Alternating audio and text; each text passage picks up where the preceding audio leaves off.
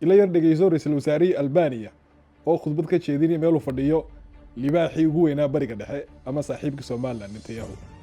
Mr. Prime Minister, I could not find better words with which to begin my own address and to steady my breath against the very real emotion I knew I would feel in this very special place.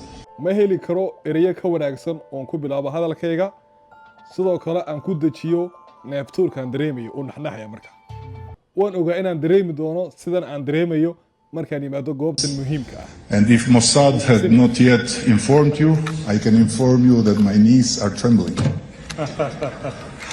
haddii Mossad aanay kuu sheegin waxaan hadda kuu sheegi karaa in jilbahaygu gariirayaan.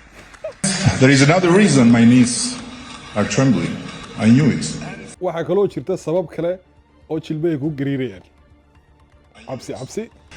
To be fully sincere with you, I also knew that speaking here would feel like a speech delivery exam. si daacadnimo buuxda leh haddaan runta kugu sheego waan ogaa hadalka jeedinta goobtan ay noqon doonto sidii imtixaan iskuul oo kale. Having to deliver it in front of one of the top 5 speakers in the world, at least in my own chart.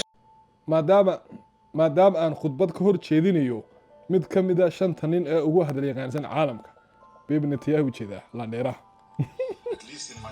Carab oo dhan oo Soomaaliland looga tag waayay libaaxaas baa sugaya.